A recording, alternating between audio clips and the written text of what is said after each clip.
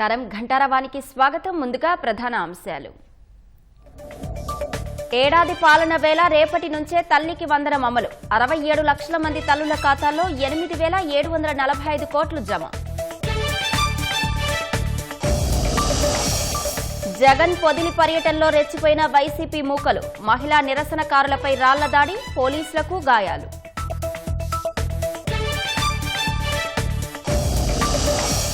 మహిళల మీద రాళ్ల దాడిపై మంత్రుల మండిపాటు. దుర్మార్గులను కఠినంగా శిక్షిస్తామని లోకేష్ హెచ్చరిక.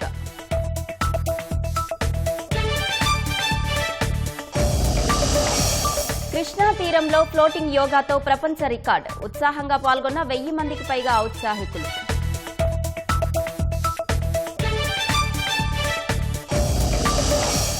కేసీఆర్ కు 18 ప్రశ్నలు సంధించిన జస్టిస్ పీసీ ఘోష్ కమిషన్. నీటి లభ్యత ఆధారంగానే కాళేశ్వరం నిర్మించామన్న బీఆర్ఎస్ అధినేత.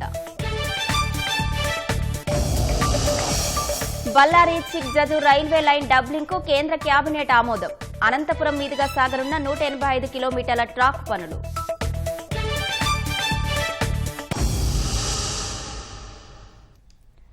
సూపర్ 6 లో మరో ముఖ్యమైన హామీకి సీఎం చంద్రబాబు పచ్చజెండా ఊపారు.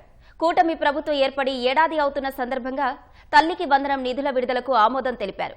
గురువారం నుంచి 67 లక్షల మందికి తల్లికి వందనం పథకం నిధులు వారి ఖాతాలో ప్రభుత్వం జమ చేయనుంది. ఎంతమంది పిల్లలు ఉంటే అంతమందికి తల్లికి వందనం ఇస్తామని మేనిఫెస్టో హామీ మేరకు పథకం అమలుకు నిర్ణయించారు. 67,27,164 మంది విద్యార్థులకు ఈ పథకం వర్తించనుంది. 8,745 కోట్లను ప్రభుత్వం రేపు తల్లుల ఖాతాలో జమ చేయనుంది. 1వ తరగతిలో అడ్మిషన్ పొందే పిల్లలు, ఇంటర్ ఫస్ట్ ఇయర్లో చేరే విద్యార్థులకు కూడా తల్లికి వందనం అమలు చేయనుంది. అడ్మిషన్లు పూర్తయి డేటా అందుబాటులోకి రాగానే ఆ విద్యార్థుల తల్లుల ఖాతాలో నిధులు జమ చేయనున్నారు. సచివాలయంలో మంత్రి నారా లోకేష్తో కలిసి సమీక్ష నిర్వహించిన సీఎం ఈ మేరకు కీలక నిర్ణయాలు తీసుకున్నారు. సూపర్ 6 లో ముఖ్యమైన హామీ అమలు చేస్తూ సీఎం చంద్రబాబు గ్రీన్ సిగ్నల్ ఇవ్వడం చాలా సంతోషంగా ఉందని విద్యాశాఖ మంత్రి లోకేష్ అన్నారు. చదువుకునే పిల్లలు ఎంతమంది ఉంటే అందరికీ తల్లికి వందనం పథకం అందుతుందని లోకేష్ వెల్లడించారు. 1వ తరగతిలో అడ్మిషన్ పొందే పిల్లలు, ఇంటర్ ఫస్ట్ ఇయర్లో చేరే విద్యార్థులకు కూడా తల్లికి వందనం ఇస్తామన్నారు. సూపర్ 6 హామీల్లో ఇప్పటికే పింఛన్ల పెంపు, అన్నా క్యాంటీన్, మెగా డిఎస్సి, దీపం 2 పథకాలు అమలు చేసిన కూటమి ప్రభుత్వం తల్లికి వందనం అమలుతో ముఖ్యమైన మరో హామీ నెరవేర్చుతుందని లోకేష్ అన్నారు.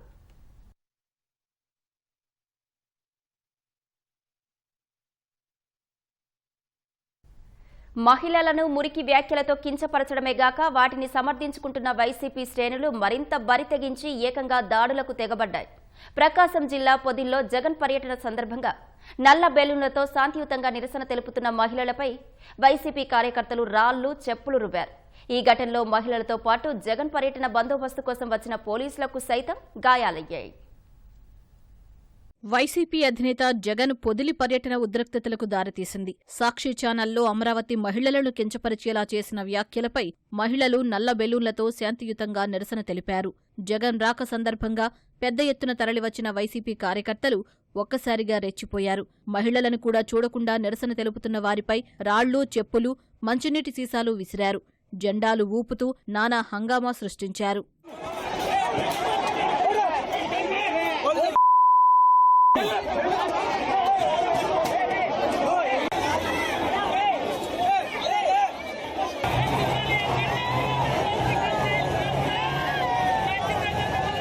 పొదిలి పొగాకు వేలం కేంద్రాన్ని సందర్శించడానికి జగన్ వస్తున్నారని తెలుసుకున్న మహిళలు రథం రోడ్డులోని పీఎస్ఆర్ కాలనీ సమీపంలో నల్ల బెలూన్లు, ప్లక్కార్డులతో ఆందోళన చేపట్టారు. మురికి వ్యాఖ్యలను జగన్ ఖండించకపోవడంపై వారు తీవ్ర ఆగ్రహం వ్యక్తం చేశారు. క్షమాపణ చెప్పాకే ఆయన పొదిలిలో అడుగుపెట్టాలని డిమాండ్ చేశారు. సరిగ్గా జగన్ వాహన శ్రేణి వారి వద్దకు వచ్చే సమయంలోనే వైసీపీ శ్రేణులు రెచ్చిపోయి రాళ్ల దాడికి పాల్పడ్డాయి. వైసీపీ నేతల తీరుపై మహిళలు మండిపడ్డారు.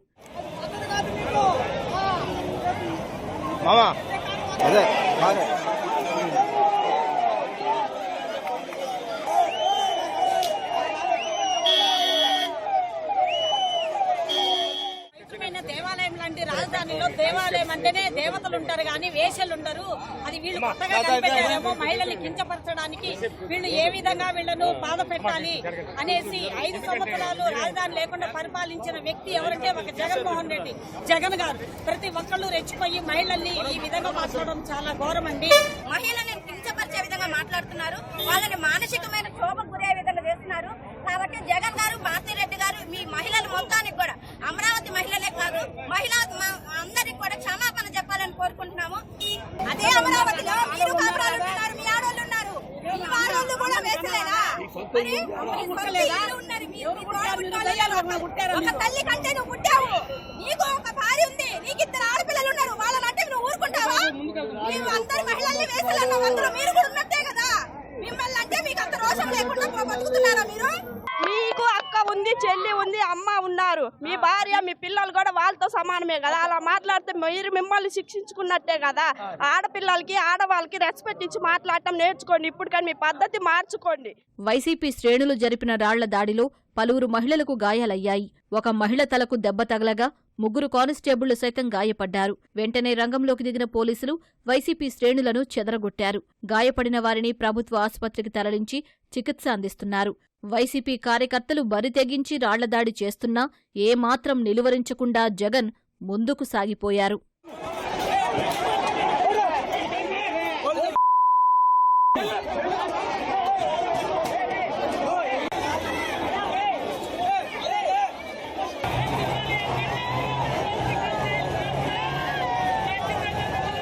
ఉద్రిక్తతల మధ్య జగన్ పొగాకు వేలం కేంద్రానికి చేరుకున్నారు. అప్పటికే అక్కడ కొనుగోళ్లు కూడా జరిగిపోయాయి. పొదిలిలో శాంతియుతంగా నిరసన తెలుపుతున్న మహిళలపై వైసీపీ సైకోల దాడిని తీవ్రంగా ఖండిస్తున్నట్లు మంత్రి లోకేష్ పేర్కొన్నారు. పోలీసులపైన రాళ్లు రువ్వడంపై మండిపడ్డారు. మొన్న తెనాలి గంజాయి బ్యాచ్ రౌడీ షీటర్లకు ఓదార్పు యాత్ర చేశారు. ఇప్పుడేమో తల్లిలా గౌరవించాల్సిన మహిళలను వేశ్యలని కారుకూతలు కూసిన వారికి మద్దతుగా నిలుస్తున్నారంటూ జగన్ను ఉద్దేశించి లోకేష్ మండిపడ్డారు. సొంత తల్లి, చెల్లిని జగన్ మెడపట్టి బయటకు గెంటేసి కోర్టుకు ఈడ్చారని విమర్శించారు. సోదరి పుట్టుకపైనే దుష్ప్రచారం చేయించిన మీరు మహిళలను గౌరవిస్తారని ఆశించడం అత్యాశేనని వ్యాఖ్యానించారు. అమరావతి మహిళలపై చేసిన అనుచిత వ్యాఖ్యలకు, పొదిల్లో మహిళలపై వైసీపీ నేతలు చేసిన దాడికి జగన్ బేషరతుగా క్షమాపణలు చెప్పాలని లోకేష్ డిమాండ్ చేశారు. మహిళలు, పోలీసులపై రాళ్లు, చెప్పుల దాడి చేసిన దుర్మార్గులను కఠినంగా శిక్షిస్తామని మంత్రి హెచ్చరించారు.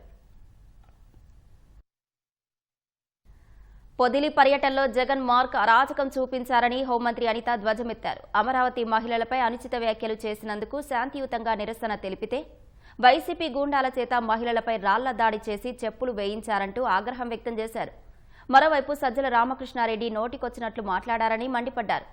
ఇప్పటికైనా జగన్, భారతిరెడ్డి అమరావతి మహిళలకు క్షమాపణ చెప్పాలని అనిత డిమాండ్ చేశారు. రెడ్డి మూవ్ అయిపోయిన తర్వాత వైసీపీ గూండాలు ఆ లేడీస్ అందరి మీద కూడా చెప్పులు ఇసిరటం, రాళ్ళు ఇసిరటం, కర్రలు ఇసిరటం, నోటికొచ్చినట్టు నీచాతి నీచంగా మాట్లాడటం నిజంగా ఎటువైపు వెళ్ళిపోతుంది ఇది? కొంత దూరం వెళ్ళిన తర్వాత ఇంకొక అదే మళ్ళీ వైసీపీ గుండాలు రాళ్ళు ఇసిరి వాళ్ళ చేతికి పట్టుకొచ్చిన రాళ్ళు ఇసిరి వాళ్ళ మీద దాడి చేసే సందర్భం మనం చూస్తూ ఉంటే, అంటే వీళ్ళ పరిస్థితి ఎలా ఉంది అంటే ఆడవాళ్ళని అవమానించటం, తిరిగి మేము ఏదైనా మాట్లాడితే మా మీద దాడి చేయటం. ఇది ఈరోజు జరుగుతున్న సందర్భం కాదు, రాష్ట్రంలో జరుగుతున్న సందర్భం కాదు, వాళ్ళ ఇంటిలో కూడా జరుగుతున్న సందర్భం. బయటకు వచ్చి అరే తప్పైపోయింది, తప్పు చేశారన్న పదము క్షమించమని చెప్పడం పక్కన పెడితే, ఇదే సజ్జల బయటకు వచ్చి వాళ్ళు రాక్షసులు, పిశాచులు, సంకరజాతులు అని చెప్పేసి మహిళల గురించి అంత నీచంగా మాట్లాడితే, అరే నాకు అర్థం కానిది ఏంటంటే ఆ మహిళలలో మీ భార్యలు ఉన్నారు, మీ ఆడబిడ్డలు ఉన్నారు, మీ చెల్లుళ్ళు ఉన్నారు, మీ అక్కలున్నారు, అమ్మలున్నారు.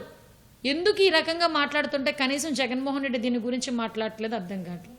దానికి ఈరోజు వీళ్ళు చెప్పులు ఇసిరడం, రాళ్ళు ఇసిరడం, దీని మీద పోలీస్ డిపార్ట్మెంట్ మీద కూడా దాడి చేసే పరిస్థితి కనిపిస్తూ ఉంది.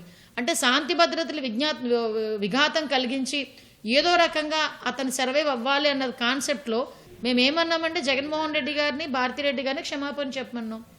సాక్షి ఛానల్లోని క్షమాపణ అడగమని చెప్పాం. ఆ క్షమాపణ అడగకపోవడం పక్కన పెట్టి మళ్ళా తిరిగి వాళ్ళు సమర్థించుకోవడం చూస్తూ ఉంటే నిజంగా ఒక్కొక్కసారి పొలిటికల్ ఎథిక్స్ ఎటువైపు వెళ్తున్నాయో కూడా అర్థం కావట్లే. దీన్ని ప్రజలందరూ గమనిస్తున్నారు. దీని మీద సీరియస్గా యాక్షన్ తీసుకుంటాం. రాష్ట్రంలో ఏ పంటకు గిట్టుబాటు ధర లేదని వైసీపీ అధినేత జగన్ అన్నారు. కూటమి ప్రభుత్వం ఆర్బీకే వ్యవస్థను నీరుగార్చిందని ఆరోపించారు. దీంతో మద్దతు ధర రాక తక్కువకు అమ్ముకోవాల్సిన పరిస్థితి ఏర్పడిందని చెప్పారు. ప్రకాశం జిల్లా పొదిల్లోని పొగాకు కొనుగోలు కేంద్రాన్ని జగన్ పరిశీలించారు. కొనుగోలు అధికారులు రైతులతో మాట్లాడి వివరాలు అడిగి తెలుసుకున్నారు. సీజన్ ముగిసేలోగానే ఇన్పుట్ సబ్సిడీ ఇచ్చే సాంప్రదాయాన్ని గతంలో వైఎస్ఆర్సీపీ ప్రభుత్వ హయాంలో ఉండేది. ఈ రోజు ఆ ప్రక్రియను గాలికి వదిలేసిన పరిస్థితుల మధ్య ఈ రోజు వ్యవసాయం జరుగుతా ఉంది. రైతులకు ఉచితంగా పంటల బీమా చేసి ప్రతి ఎకరాను ఈ క్రాప్ చేసి ఆర్బీకేల ఆధ్వర్యంలో పారదర్శకంగా రైతులకు ఉచిత పంటల బీమా వైఎస్ఆర్సీపీ ప్రభుత్వం అమలు చేస్తే చంద్రబాబు నాయుడు గారు ప్రభుత్వం వచ్చిన తర్వాత ఆ ఉచిత పంటల బీమా ఎత్తివేసిన పరిస్థితుల్లో ఈ రోజు రాష్ట్రంలో వ్యవసాయం కనిపిస్తా ఉంది. దళారీలు లేకుండా పంటలు కొనుగోలు చేసి ఆర్బీకే వ్యవస్థను నీరుగార్చిన పరిస్థితులు ఈ రోజు రాష్ట్రంలో చూస్తా ఉన్నాం. విత్తనాలు గాని, ఎరువులు గాని, పురుగుల మందులు గాని ఆర్బీకేల ద్వారానే నాణ్యతకు గ్యారంటీ ఇస్తూ రైతులకు గ్రామంలోనే రైతులకు అందుబాటులో ఉండే పరిస్థితిని వైఎస్ఆర్సీపీ ప్రభుత్వం చేస్తే ఈ ప్రభుత్వం దాన్ని పూర్తిగా గాలికి వదిలేసి ఈ రోజు మళ్లీ రాష్ట్రంలో కల్తీ విత్తనాలు, కల్తీ ఎరువులు, కల్తీ పురుగుల మందుల మధ్య రైతు జీవితం అల్లడిల్లిపోతా ఉన్న పరిస్థితి ఈ రోజు రాష్ట్రంలో కనిపిస్తా ఉంది. అధికారంలో ఉన్నప్పుడు జగన్కు రైతులు ఎందుకు గుర్తు రాలేదని ప్రభుత్వ చీఫ్ విప్ జీవి ఆంజనేయులు ప్రశ్నించారు. అన్నదాతల కష్ట నష్టాలను ఎందుకు పట్టించుకోలేదని నిలదీశారు. తన పాలనలో ఎప్పుడైనా జగన్ రైతుల్ని ఆదుకున్నారా అని ప్రశ్నించారు. వినుకొండ నియోజకవర్గం ఈపూరులో ఏరుపాక పౌర్ణమి వేడుకల్లో జీవి ఆంజనేయులు పాల్గొన్నారు. 67,000 మందికి కౌలు రైతు కార్డులు అందించబోతున్నామని తెలిపారు. ఈరోజు పులివెందుల ఎమ్మెల్యే మరి రైతుల కోసం ధర్నా అంటున్నాడు. మరి 5 ఏళ్లలో మీరు రైతులకి పొగాకు గిట్టుబాటు ధర లేనప్పుడు మీరు ఎందుకు ఇవ్వలేదు? రైతులను ఎందుకు ఆదుకోలేకపోయారు? మిర్చి రైతులు నష్టపోయారు. గత 5 ఏళ్లలో ఎప్పుడన్నా మీరు ఆదుకున్నారా గత ప్రభుత్వంలో? దీనికి జగన్మోహన్ రెడ్డి ఏం సమాధానం చెప్తాడు? మీరు అధికారంలో ఉన్నప్పుడు రైతులు ఎందుకు గుర్తు రాలేదు? మీకు రైతులకు మీరు గిట్టుబాటు ధర ఎందుకు ఇవ్వలేదు? మిర్చి రైతులకు అన్యాయం చేశారు, పొగాకు రైతులకు అన్యాయం చేశారు, కనీసం వరికి కూడా గిట్టుబాటు ధర ఇవ్వలేకపోయారు. మీరు ప్రజల్ని పొడిచినటువంటి వెన్నుపోటుకి తిరుగుబాటు, ఆ తిరుగుబాటు విప్లవమే 94% ఎన్డీఏ ఎమ్మెల్యేలు గెలిపించారు. ఇప్పటికైనా బుద్ధి తెచ్చుకోండి, కపట నాటకాలు ఆపండి, ముసలి కన్నీరు ఆపండి, కపట నాటకాలు ఆపాలని చెప్పేసి ఈరోజు పులివెందుల ఎమ్మెల్యే గారిని కోరుతా ఉన్నా. మంగళూరు పోర్టును సికింద్రాబాద్తో అనుసంధానించే దిశలో బళ్ళారి చిక్ జజూర్ రైల్వే లైన్ డబ్లింగ్ పనులకు కేంద్ర కేబినెట్ ఆమోదం తెలిపింది. 3,342 కోట్ల రూపాయల వ్యయంతో 185 కిలోమీటర్ల మేర నిర్మించే ఈ రైల్వే లైన్ కర్ణాటకలోని బళ్ళారి, చిత్రదుర్గ జిల్లాలు, ఏపీలోని అనంతపురం వెళ్తుందని రైల్వే మంత్రి అశ్విని వైష్ణవ్ తెలిపారు. బళ్ళారి చిక్ జజూర్ డబ్లింగ్ పూర్తయితే అదనంగా 18.9 మిలియన్ టన్నుల కార్గో రవాణాకు అవకాశం ఏర్పడుతుందని తెలిపారు. జార్ఖండ్లో కోడ్ రమా బార్ కకానా రైల్వే లైన్ డబ్లింగ్కు కూడా కేబినెట్ ఆమోదం తెలిపినట్టు మంత్రి చెప్పారు. ప్రధాని నరేంద్ర మోదీ మూడోసారి అధికారం చేపట్టక సరుకు రవాణా ఖర్చులు తగ్గించే దిశలో పలు ప్రాజెక్టులు పట్టాలెక్కించినట్టు అశ్విని వైష్ణవ్ వివరించారు. ఏడాది కాలంలో రవాణా ప్రాజెక్టుల కోసం 4.5 లక్షల కోట్ల విలువైన పెట్టుబడులకు కేబినెట్ ఆమోదం తెలిపిందన్నారు. జూలై 1 నుంచి ఆధార్తో ధృవీకరించిన వినియోగదారులు మాత్రమే తత్కాల్ టికెట్లను బుక్ చేసేందుకు వీలుంటుందని రైల్వే శాఖ ప్రకటించింది. తత్కాల్ ప్రయోజనాల్ని నిజమైన వినియోగదారులకు మాత్రమే అందించేందుకు ఈ నిర్ణయం తీసుకున్నామని అన్ని జోన్లకు సమాచారం అందిస్తూ ప్రకటన విడుదల చేసింది. ఆధార్తో ధృవీకరించిన ఐఆర్సీటీసీ ఖాతాలో మాత్రమే తత్కాల్ టికెట్లు బుక్ అవుతాయని స్పష్టం చేసింది. జూలై 15 నుంచి తత్కాల్ టికెట్లు బుక్ చేసే సమయంలో ఆధార్ ఆధారిత ఓటీపీ కూడా నమోదు చేయాల్సి ఉంటుందని వివరించింది. ఈ నిబంధన ఆన్లైన్ సహా రైల్వే కౌంటర్లు, అలాగే అధికారిక రైల్వే ఏజెంట్ల ద్వారా బుక్ చేసే టికెట్లకు కూడా వర్తిస్తుంది. వ్యక్తిగత యూజర్లకు తత్కాల్ సేవలను మరింత దగ్గర చేసేలా రైల్వే ఏజెంట్లపై ఆంక్షలు విధించింది. తత్కాల్ బుకింగ్ విండో తెరిచిన తొలి 30 నిమిషాల దాకా ఏజెంట్లు టికెట్ బుక్ చేయడానికి అనుమతి ఉండదని రైల్వే శాఖ తెలిపింది. ఉదయం 10 నుంచి 10:30 వరకు ఏసీ క్లాసులు, ఉదయం 11 నుంచి 11:30 వరకు నాన్ ఏసీ క్లాసులకు ఏజెంట్లు టికెట్లు బుక్ చేయలేరు. ఈ ఆదేశాలకు అనుగుణంగా అన్ని జోన్లలో సిఆర్ఐఎస్, ఐఆర్సీటీసీలు సిస్టంలో మార్పులు చేసుకోవాలని రైల్వే శాఖ సూచనలు చేసింది. నీటి లభ్యతను దృష్టిలో ఉంచుకునే కాళేశ్వరం ప్రాజెక్టు నిర్మించినట్లు తెలంగాణ మాజీ సీఎం కేసీఆర్ తెలిపారు. బ్యారేజీల నిర్మాణ స్థలం ఎంపిక, మార్పు సాంకేతికపరమైన అంశమని వివరించారు. హైదరాబాద్లోని బీఆర్కే భవన్లో జస్టిస్ పీసీ ఘోష్ కమిషన్ ఎదుట కేసీఆర్ హాజరయ్యారు. కేసీఆర్ వెంట 9 మంది బీఆర్ఎస్ నేతలకు అనుమతిచ్చారు. స్వల్ప అనారోగ్యంతో ఉందన్న ఆయన విచారణ సమయంలో ఎవరూ ఉండొద్దని కోరారు. కేసీఆర్ విజ్ఞప్తితో అందరినీ బయటకు పంపి నేరుగా జస్టిస్ ఘోష్ ప్రశ్నలు అడిగారు. 115వ సాక్షిగా హాజరైన కేసీఆర్ను సుమారు 50 నిమిషాలు కమిషన్ విచారించింది. ఆనకట్టల నిర్మాణానికి కేబినెట్ ఆమోదం ఉందా అని అడగ్గా ఉందని, ప్రభుత్వ ఆమోదంతోనే నిర్మాణం జరిగిందని కేసీఆర్ చెప్పారు. వ్యాప్కో సిఫారసుల ప్రకారం నిర్మాణం జరిగిందన్నారు. రీ ఇంజనీరింగ్ గురించి వివరించారు. కాళేశ్వరం కార్పొరేషన్ గురించి జస్టిస్ ఘోష్ ఆరా తీయగా కొత్త రాష్ట్రంలో నిధుల అంశాన్ని దృష్టిలో ఉంచుకొని వేగంగా పూర్తి చేసేందుకే కార్పొరేషన్ ఏర్పాటు చేసినట్లు తెలిపారు.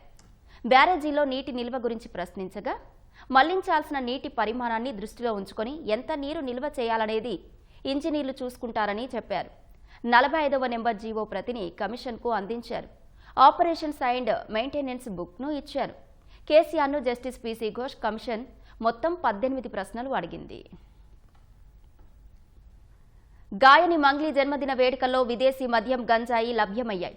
పుట్టినరోజు సందర్భంగా తెలంగాణలోని రంగారెడ్డి జిల్లా చేవేల శివారు ఈర్లపల్లి వద్ద రిసార్టులో మంగళవారం రాత్రి ఆమె పార్టీ నిర్వహించారు.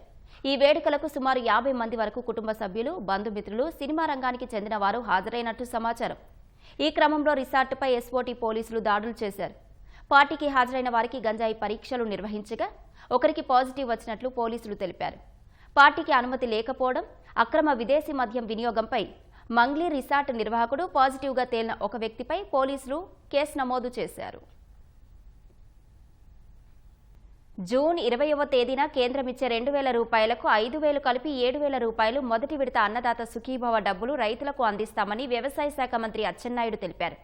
ఏలూరు జిల్లాలో పర్యటించి పలు అభివృద్ధి కార్యక్రమాలకు మంత్రి శ్రీకారం చుట్టారు. రైతులతో మాట్లాడి సమస్యలు అడిగి తెలుసుకున్నారు. మారుతున్న కాలానికి అనుగుణంగా శాస్త్రవేత్తల సూచనలు, సలహాలు పాటిస్తే వ్యవసాయం లాభసాటిగా ఉంటుందని అచ్చెన్నాయుడు అన్నారు.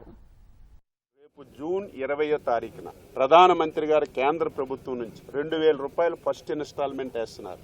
అదే రోజు రాష్ట్ర ప్రభుత్వం నుంచి 5,000 రూపాయలు మేము కూడా వేసి రైతుకి 7,000 ఇస్తాం. ఎప్పుడు మనం రొటీన్ పంటలు పెట్టడం వల్ల, ఎప్పుడు రొటీన్లో వ్యవసాయం చేయడం వల్ల పంటలు చేతికొచ్చినటువంటి సమయానికి సైక్లోన్లు, తుఫాన్లు వచ్చి రైతులు చాలా ఇబ్బంది పడుతున్నారు. ఏ ప్రాంతానికి ఎప్పుడు సైక్లోన్స్ వస్తున్నాయో గత 10 సంవత్సరాలు చరిత్ర చూసి 10-15 రోజుల ముందే పంటలు పెట్టే విధంగా మీకు వ్యవసాయ శాఖ అధికారులు ఏ ప్రాంతంలో ఎప్పుడు పంట పెట్టాలనేది స్పష్టంగా చెప్తాం. కాబట్టి దాన్ని అమలు చేయవలసినటువంటి బాధ్యత ఉంది. కడప మేయర్ సురేష్ బాబుకు మరోసారి రాష్ట్ర మున్సిపల్ శాఖ నోటీసు జారీ చేసింది. ఈ నెల 16న మధ్యాహ్నం 3 గంటలకు విజయవాడ మున్సిపల్ శాఖ ప్రధాన కార్యాలయంలో విచారణకు రావాలని నోటీసుల్లో పేర్కొంది. ఈ మేరకు నోటీసును కడప మున్సిపల్ సిబ్బంది మేయర్ సురేష్ బాబుకు అందజేశారు. కుటుంబ సభ్యుల పేరుతో ఎంఎస్ వర్ధిని కన్స్ట్రక్షన్ కంపెనీ ఏర్పాటు చేసి కడప నగరంలో గుత్తేదారు పనులు చేసినట్లు మేయర్పై ఆరోపణలు ఉన్నాయి.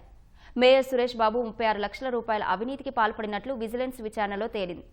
ఈ అంశంపై గత నెల 13న ఓసారి విజయవాడలో సురేష్ బాబును విచారించి 14వ తేదీనే పదవి నుంచి తొలగిస్తూ మున్సిపల్ శాఖ ఉత్తర్వులు ఇచ్చింది. ఆ ఉత్తర్వులపై ఆయన హైకోర్టును ఆశ్రయించారు. తన వాదనలు పూర్తిగా వినకుండా పదవి నుంచి తొలగించారని హైకోర్టుకు విన్నవించారు.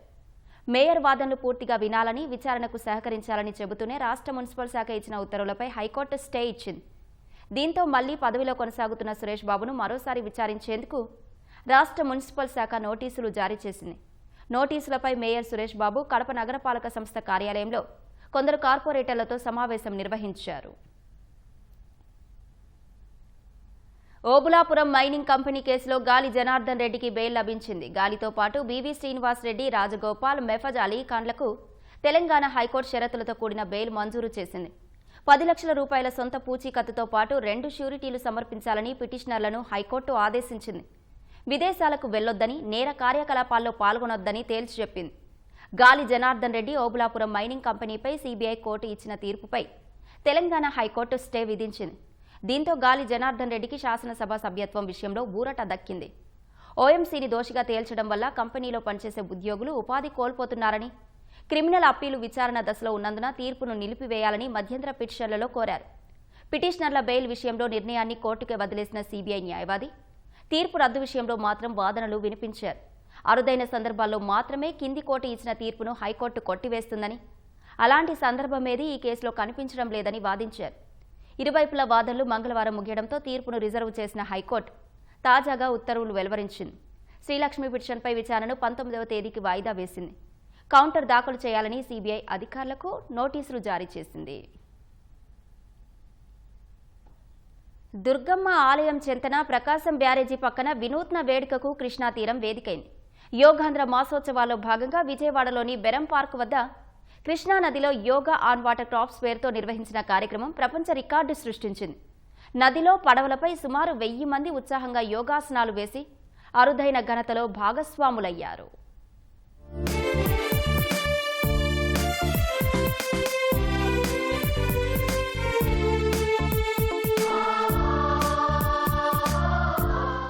యోగాను ప్రతి గడపకు చేర్చాలనే రాష్ట్ర ప్రభుత్వ లక్ష్యానికి అనుగుణంగా ఎన్టీఆర్ జిల్లా అధికార యంత్రాంగం కృషి చేస్తోంది. జిల్లాలోని ప్రముఖ ప్రాంతాల్లో యోగా కార్యక్రమాలు నిర్వహిస్తూ ప్రతి ఒక్కరిని యోగాంధ్ర కార్యక్రమంలో భాగం చేస్తోంది. ఈ క్రమంలోనే విజయవాడలో బెరం పార్క్ వద్ద కృష్ణానదిలో యోగా ఆన్ వాటర్ క్రాఫ్ట్స్ కార్యక్రమాన్ని నిర్వహించి ప్రత్యేకతను చాటుకుంది. జిల్లా కలెక్టర్ లక్ష్మీసా నేతృత్వంలో నిర్వహించిన కార్యక్రమంలో సుమారు 1000 మంది ఔత్సాహికులు పడవలపై యోగాసనాలు వేసి వాటర్ క్రాఫ్ట్స్ ఫ్లోటింగ్ యోగా విభాగంలో సరికొత్త ప్రపంచ రికార్డు నెలకొల్పారు. వరల్డ్ రికార్డ్స్ యూనియన్ సంస్థ ప్రతినిధుల నుంచి ధృవీకరణ పత్రాన్ని జిల్లా కలెక్టర్ లక్ష్మీసా అందుకున్నారు. కార్యక్రమానికి ఎంపీ కేశినేని చిన్ని, ఇతర ఉన్నతాధికారులు హాజరయ్యారు.